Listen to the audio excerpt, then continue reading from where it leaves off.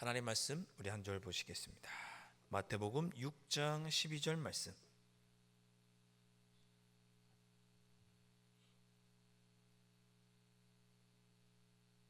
마태복음 6장 12절 말씀. 우리 다 함께 한 목소리로 봉독하겠습니다. 마태복음 6장 12절 한 목소리로 봉독하겠습니다. 우리가 우리에게 죄 지은 자를 사하여 준 것 같이 우리 죄를 사하여 주시옵고. 아멘. 그 밑에 14절 15절 역시 14절 15절도 우리 한 목소리로 읽겠습니다. 시작. 너희가 사람의 잘못을 용서하면 너희 하늘 아버지께서도 너희 잘못을 용서하시려니와 너희가 사람의 잘못을 용서하지 아니하면 너희 아버지께서도 너희 잘못을 용서하지 아니하시리라. 아멘. 어떤 목사님이 행복한 결혼 생활의 비결을 한 단어로 이야기해 주겠다, 그렇게 말씀하신 적이 있었습니다. 행복한 결혼 생활의 비결을 한 단어로 제시할 수 있다. 뭘까요? 네? 머니? 머니는 아니고 대화? 이야, 예, 용서. 어떻게 하셨을까? 네. 그 목사님의 개인적인 생각인지 모르지만 행복한 결혼 생활의 비결은 용서한 것이다. 용서라고 이야기를 하셨습니다. 용서. 말씀을 준비하면서 그런 생각이 들더라고요. 내가 나의 배우자에게 잘 용서를 구하나? 이런 생각을 해봤습니다. 여러분, 부부간에 서로 미안해, 잘못했어, 이런 얘기 잘 하시나요? 네. 저는 노코멘트 하겠습니다. 네. 예전에 부부간의 갈등을 다룬 드라마 중에 부부 클리닉, 사랑과 전쟁, 이런 드라마가 있었습니다. 부부간에 얼마나 갈등이 있으면 전쟁이라고 표현했겠어요? 그렇죠? 사랑과 전쟁이라고 표현했습니다. 전쟁 상대자인 배우자를 용서해야 되는 거니까 얼마나 힘들고 어려운가. 그리고 정말 부부간에 필요한 것은, 결혼 생활을 위해서 필요한 것은 용서가 아닌가, 그런 이야기를 하신 목사님의 이야기를 들어보았습니다. 공감이 됐습니다. 그런데 부부관계뿐만 아니라 우리 살다 보면 우리 인간관계 중에 용서를 해야 될 때가 참 많이 있습니다. 예. 친구를 잃고 싶지 않다면, 친구가 잘못했어요, 저한테 실수했어요. 근데 그 친구를 잃고 싶지 않다면 어떻게 해야 돼요? 용서해야 되죠. 명절마다 친척 집에 가면 친척들이 나한테 한마디씩 합니다. 결혼 안 하냐? 직장생활, 직장은 잡았냐? 밉죠. 그래도 1년에 한 번 그 친척들 얼굴을 보려면 그렇게 속상한 일이 있어도 용서해야 됩니다. 같은 직장에서 나랑 좀 트러블이 있는 사람 매일 얼굴을 마주쳐야 되는데 용서하지 않으면 같이 직장 생활할 수 없죠. 그러니까 우리가 살다 보면 체념하기도 하겠지만 다른 말로 하면 용서하는 거죠. 덮어주는 거고. 그래서 우리가 사회생활을 잘 하려면, 인간관계를 잘 하려면 역시 용서가 핵심이라고 할 수 있습니다. 신앙생활도 마찬가지죠. 신앙생활의 핵심은 뭔가요? 우리 기독교 신앙의 핵심은 용서죠. 예수님이 우리 용서해 주신 거잖아요. 용서 없이는 우리 신앙을 설명할 길이 없죠. 우리와 하나님과의 관계도 용서가 필요합니다. 물론 우리가 하나님을 용서한다는 건 말이 안 되죠. 하나님을 용서할 그런 분이 아니시잖아요. 용서하시는 분이지 우리에게 용서받아야 할 분은 아니죠. 죄도 없으시고. 그러나 우리가 용서받아야 합니다. 늘. 제가 지난 금요 집회 때 뭐라고 말씀드렸냐면, 우리가 신앙생활 중에, 오늘도 우리 기쁨에 대해서 찬양을 했지만, 신앙생활 중에 우리의 마음에 기쁨을 가로막는 요소가 두 가지가 있다고 그랬죠. 하나는 죄책감, 또 하나는 이틀도 안 지났는데 아직, 하나는 죄책감, 다른 하나는 원망이었습니다. 예수님을 믿고 구원받은 자임에도 불구하고 여전히 죄책감이 우리에게 있죠. 내가 오늘도 주님 뜻대로 살지 못했나? 내가 왜 이렇게 자꾸만 낙심하고 넘어질까? 그러다 보니 내 안에 예수님을 믿고 구원받고 용서받았음에도 기쁨이 없다. 그래서 우리가 그런 마음이 들 때마다 회개하면 용서받은 확신 가운데 우리가 기뻐할 수 있다.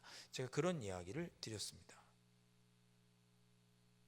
용서야말로 우리 신앙의 핵심이라고 할 수 있습니다. 용서받지 못했다면 구원받지 못했다. 이렇게 표현해도 틀린 말이 아닙니다. 우리 모두는 다 용서받았습니다. 예. 우리는 용서받았으니 이 용서야말로 우리 신앙의 핵심이라고 말할 수 있는 거죠. 그래서 예수님은 뭐라고 하셨냐? 너희들이 기도할 때 이 용서에 대해서도 기도하라고 주님께서 기도의 내용에 용서를 넣으라고 가르쳐 주셨습니다. 자, 6장 12절 말씀 우리 다시 한번 봉독해 볼까요? 주기도문이죠. 6장 12절 다시 한번 함께 봉독해 보겠습니다. 시작. 우리가 우리에게 죄 지은 자를 사하여 준 것 같이 우리 죄를 사하여 주시옵고. 아멘. 자, 앞에 세 가지 간구는 하나님께 대한 유익이고 뒤에 세 가지는 우리의 유익을 위한 기도다. 그렇게 말씀드렸습니다. 자, 그 우리를 위한 세 가지 유익을 위한 기도 중 두 번째가 용서에 관한 것입니다. 화면에 제가 아까 자막 한번 보여주시겠어요? 6장 12절 말씀. 네. 표시가 잘 안 되어 있는데 제가 눈이 안 좋아서 잘 안 보이네요. 네. 여러분 성경책을 보면 여기 표시가 되어 있네요. 죄자 앞에 숫자 2자가 보이시나요? 네, 여러분 성경책 봐도 그렇게 써 있어요. 예, 성경책. 이게 무슨 뜻이? 거기 숫자 2 밑에 보면 주석이 뭐라고 되어 있죠?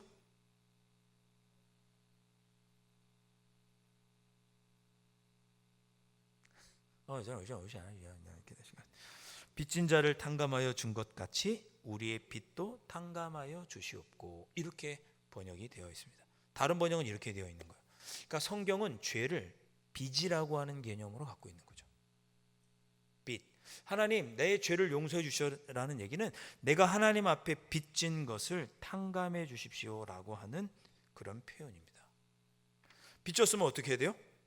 갚아야죠. 예. 그 빚을 갚는 방법은 뭡니까? 생명으로 갚아야죠. 생명으로 갚아야 돼요. 로마서 6장 23절 이렇게 기록합니다. 죄의 싹은 사망이에요. 하나님의 은사는 그리스도 예수 우리 주 안에 있는 영생이니라. 아멘. 우리가 죄를 지었으면 그 죄에 대한 빚을 갚으려면 어떻게 해야 돼요? 생명으로 갚아야 하는 거죠. 근데 우리가 우리의 생명으로 갚아야 하는데 우리의 생명 대신 누가 대신 생명을 내어주고 갚아주셨어요? 예수님. 그래서 우리를 예수님께서 우리의 죄를 대신 갚아주셨다 그래서 대속이라고 부르는 거죠. 예. 자, 그렇기 때문에 오늘 말씀은 헬라어 주석처럼 우리는 빚진 자를 탕감하여 준 것 같은 그런 빚을 탕감받은 마음으로 우리도 누군가의 빚을 탕감해주는 용서해주는 삶을 살아야 합니다. 그것을 위해서 주님께서 기도해라 라고 가르쳐 주셨습니다. 자, 그럼 좀 설명을 좀 드려보도록 하겠습니다. 자, 어떤 분은 이런 얘기를 합니다. 목사님, 우리가 이미 예수님을 믿고 구원받았는데 죄 용서를 받았는데 또 회개해야 되나요? 또 용서를 구해야 되나요? 라고 묻습니다. 예. 근데 우리는 날마다 죄 용서를 구해야죠. 예. 왜? 우리는 여전히 빚진 자이기 때문에 계속해서 죄를 용서해 달라고 기도해야 합니다. 그런데 우리가 죄를 지어서 그 죄에 대한 빚이 있는 거잖아요. 우리가 죄 안 지으세요, 여러분? 죄 지으시잖아요. 예. 죄를 짓고 나면 그 죄에 대한 빚이 생겼으니 그걸 갚기 위해서 죄 용서해 달라고 기도하는 게 맞죠. 근데 그뿐만 아니라 더 중요한 이유가 있습니다. 예수님께서 왜 우리에게 죄를 용서해 달라고 기도하라고 하셨느냐? 그것은 예수님은 우리가 하나님과 화목하게 지내기를 바라시는 거예요. 그러기 위해서 오셨고, 예수님은 우리가 하나님과 매일매일 화목한 관계 속에서 막힌 담이 없이 하나님과 화목한 관계로 살아가기를 바라세요. 그래서 매일매일 죄를 용서해 주십시오라고 기도하라고 가르쳐 주셨습니다. 우리 주님께 우리의 죄를 용서해 주십시오라고 기도하라고 가르쳐 주신 거죠. 제가 지난 금요일에 말씀드렸죠. 이스라엘 백성들이 하나님께 제사를 처음으로 드렸습니다. 속죄의 제사를 드리고 번제의 제사를 드리고 화목제의 제사를 한꺼번에 드려요. 근데 그때 그 제사를 드릴 때 제단 밑에서 불이 나와서 그 제물을 사르는 걸 보고 이스라엘 백성들이 하나님께서 살아계시는구나 하고 기뻐서 찬양하죠. 왜 기뻤다고 그랬죠? 하나님께서 속죄의 제사를 받으신 걸 보니 나의 죄를 용서해 주셨구나. 그게 눈으로 보여진 거예요. 확신이 드니까 하나님께 기뻐하고 감사했던 거죠. 하나님께서 내 죄를 용서해 주셨구나. 번제를 드렸어요. 번제는 어떤 제사죠? 헌신의 의미가 있죠. 번제의 제사를 하나님께서 불로 살아주시는 걸 보면서 하나님께서 나의 헌신과 나를 받아주셨구나. 이게 보이니까 하나님 앞에 또 감사하고 기뻐한 거죠. 화목제물도 드렸어요. 화목제물은 뭐예요? 하나님과 우리 사이의 관계를 화목하게 하기 위한, 이웃과의 관계도 화목하기 위해서 드리는 제사죠. 그 제사도 하나님께서 받아주셨어요.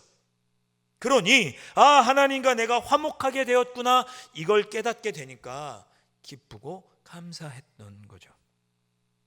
하나님은 우리가 하나님과 우리 사이에 막힌 담이 없이 화목하게 지내기를 원하세요. 우리 주님도 그걸 원하세요. 죄로 인하여 너와 하나님 사이에 막히는 것이 없도록 늘 회개하고 하나님께 용서를 구해서 하나님과 너희 사이에 막힘이 없게 해라. 그래서 하나님과 늘 화목한 관계 속에 살기를 원한다. 그래서 우리에게 매일매일 나의 죄를 용서해 주시기를 기도해야 한다고 예수님께서 말씀하셨습니다. 여러분, 죄 지으면 그때그때 기도하시고 회개하시고 용서받으시면 됩니다. 죄책감에 계속 짓눌려 계실 필요가 없는 거죠. 내가 매일매일 반복해서 죄를 용서받기 위하여 기도하기도 하시지만 그 죄 때문에 내가 하나님과의 관계가 멀어지지 않도록, 하나님과 나의 관계가 아주 밀접하도록 하기 위해서 매일매일 주님 나를 용서해 주십시오라고 기도해라. 그렇게 예수님은 가르쳐 주셨습니다. 그러니까 죄를 지을 때마다 죄 용서도 있지만 내가 하나님과 좋은 관계로 살아가기 위해 그렇게 내가 매일매일 용서를 구해야겠구나. 자, 그렇게 매일매일 죄를 회개하시고 우리 하나님과 늘 화목하게 살아가시기를, 그런 한 주간이 되시기를 주님의 이름으로 축복합니다. 자, 용서는 빚을 탕감하는 것이다. 또 비슷하다 이렇게 말씀을 드렸죠. 마태복음 18장에 보면 우리가 잘 아는 비유가 나옵니다. 100데나리온 빚진 자와 1만 달란트 빚진 자 비유가 마태복음 18장에 나오죠. 여러분 여기 보시면 100데나리온 빚진 자 있죠? 100데나리온 빚진 자.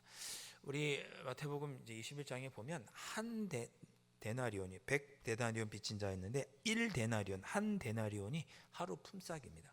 그 비유를 보면 포도원으로 일꾼을 불러갈 때 하루 품삯을 한 데나리온 주기로 약속을 하고 데려갑니다. 1데나리온은 하루 품삯이라고 보시면 돼요. 근데 100데나리온 빚진 자가 있는 거죠. 처음에 먼저 1만 달란트가 나오죠. 이 100데나리온 1만 달란트 할 때 1달란트는 6천 데나리온입니다. 1데나리온이 하루 품삯이니까 6천 데나리온이면 6천일 품삯인 거죠. 6천일 품삯. 어떻게 계산해야 돼요? 한번 계산해 보십시오. 날짜로 계산하면 약 16년치 품삯이 1달란트입니다. 근데 1만 달란트면 어떻게 되는 거예요? 16만 년어치의 품삯이에요. 계산이 안 되시면 유튜브를 다시 한번 설교를 들러보시면 이해가 되실 것입니다. 자, 그렇게 어마어마한 빚을 탕감해 주시죠. 그렇게 예수님은 우리를 용서하시면서 엄청난 빚을 탕감해 주신 것과 같이 우리의 죄를 용서해 주셨고, 너희도 이런 큰 죄를 탕감받았으니 너희에게 죄 지은 자 100데나리온 빚진 자도 탕감해 주어야지 않겠느냐. 너에게 죄를 지은 자, 내가 너를 용서하였으니 너도 너에게 죄 지은 자를 용서해 주거라. 예수님께서 그렇게 말씀하셨죠.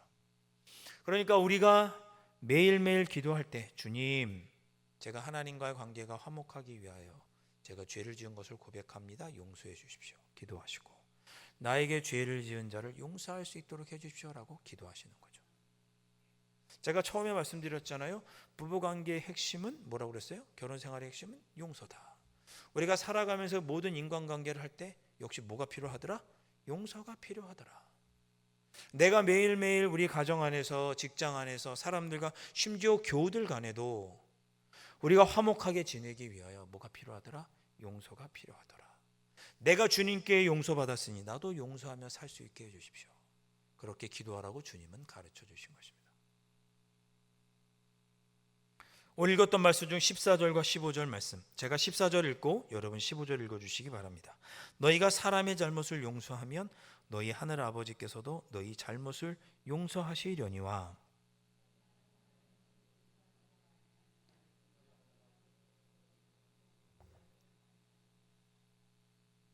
아멘. 너희도 용서하라는 거죠. 자, 좋습니다. 어렵지만 뭐 해보죠. 자, 그런데 용서와 용서가 아닌 것을 또한 우리가 구별해야 됩니다. 이 얘기만 하고 오늘 말씀을 마치고 기도하겠습니다. 용서가 아닌 것이 있어요. 이게 중요합니다. 여러분, 용서한다고 해서 결과가 따르지 않는 것은 아닙니다. 예를 들면 아버지가 아들에게 밤 11시까지 들어와라 그렇게 얘기를 했어요. 네, 아버지 11시까지 오겠습니다. 그런데 12시에 들어왔어요. 그럼 아버지가 어떻게 해요? 왜 12시에 들어왔느냐 이놈! 그랬더니 아버지 잘못했어요. 용서해 주세요. 그래, 알았다. 용서해 줄게. 그러나 내일 하루는 외출 금지다. 이렇게 이야기했어요. 이상한 게 없죠? 우리가 하나님께 용서받더라도 징계는 그대로 받는 거예요. 헷갈리시면 안 됩니다. 예.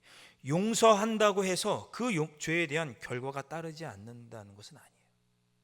내가 용서받았으니 내일 외출 금지도 나는 해당 사항이 없다. 이건 용서가 아닌 거죠. 이해되셨죠? 예. 두 번째, 용서가 모든 권위를 없애는 것은 아닙니다. 예를 들면 이런 거죠. 범법 행위를 하면 감옥에 가야죠.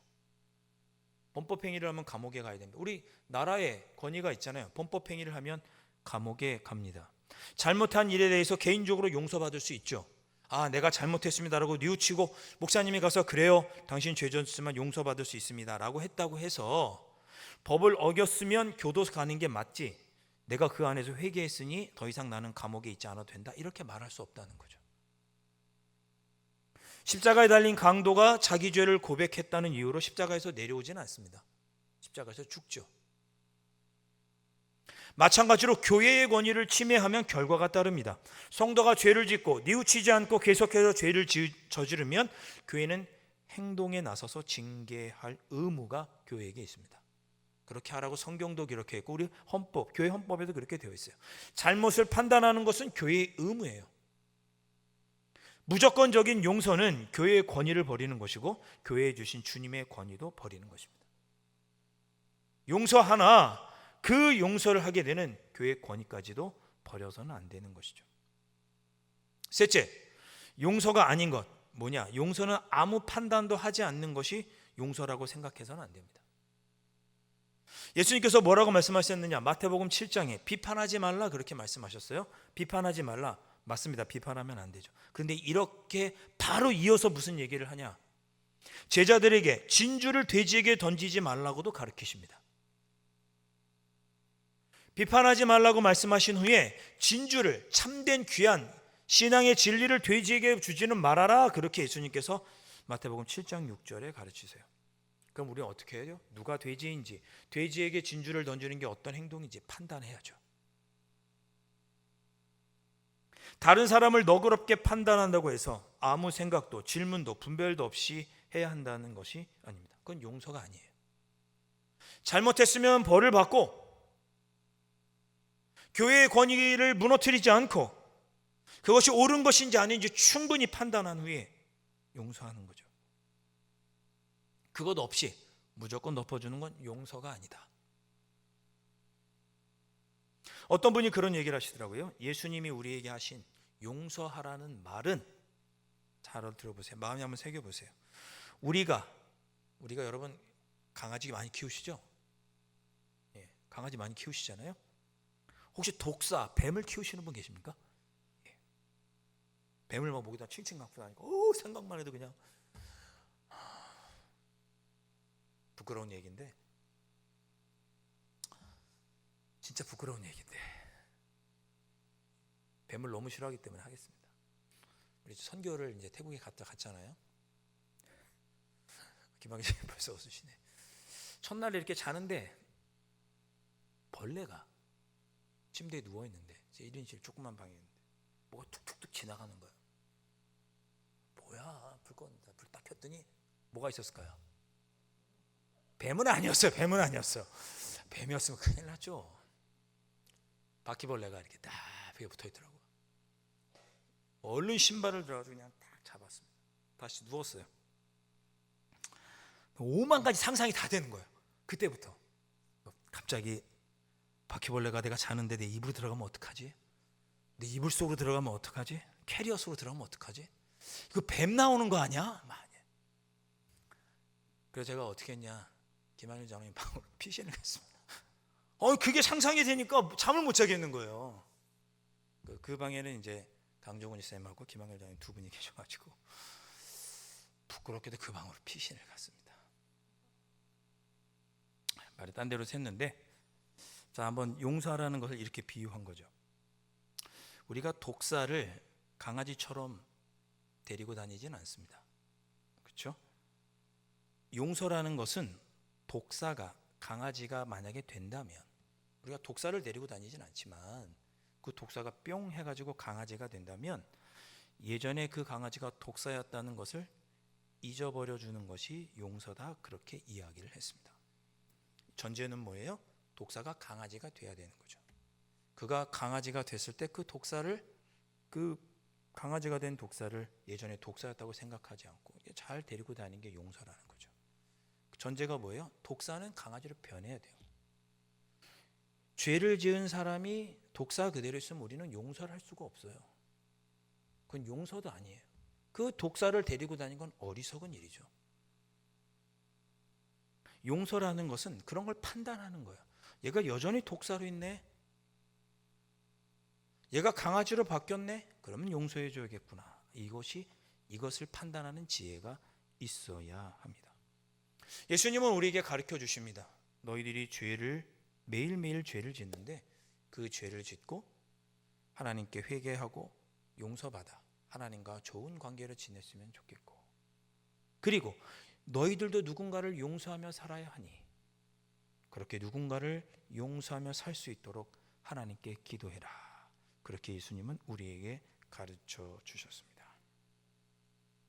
이번 한 주간 우리도 그렇게 기도하고 살아보시면 좋겠습니다. 주님, 제가 죄를 지었으니 용서해 주시고 하나님과 그렇게 용서받아 좋은 관계 속에 사시고 나를 불편하고 힘들게 하는 일을 용서하시면서, 용서가 무엇인지는 제가 이미 3가지 설명을 드렸어요. 어긋나지 않게 용서하면서 이 한 주간 살아보시기를 주님의 이름으로 축원드립니다. 자, 그렇게 살아보겠습니다. 주님 나를 용서해 주십시오 라는 마음으로 우리 찬양하고 기도하고 삶의 자리로 나아가겠습니다. 자, 제가 보혈을 지나 라고 하는 찬양을 부를 건데요, 가사를 한번 읽어보겠습니다. 보혈을 지나 하나님 품으로, 보혈을 지나 아버지 품으로, 보혈을 지나 하나님 품으로 한 걸음씩 하네. 자, 이 존귀한 주보혈이 내 영을 새롭게 하네, 존귀한 주보혈이 내 영을 새롭게 하네, 이런 찬양입니다. 여러분, 제가 이 찬양을 할 때마다 늘 머리에 떠오르는 이미지가 있습니다. 우리는 보혈을 지나면 우리의 발자국은 어떻게 돼요? 피를 밟고 건너기에 저와 여러분의 발자국 밑에는 피가, 주님의 보혈이 묻어있는 이미지를 제가 항상 상상을 합니다. 한 주일 동안 주님 보혈로 나를 용서해 주시고 내 걸음걸음마다 하나님 나와 함께하여 주시고 나도 누군가를 용서하는 삶을, 그 보혈을 지나는 삶을 내가 살아갈 수 있게 해주십시오. 이 찬양과 함께 결단하고 기도하고 삶의 자리로 나아가시기를 바랍니다.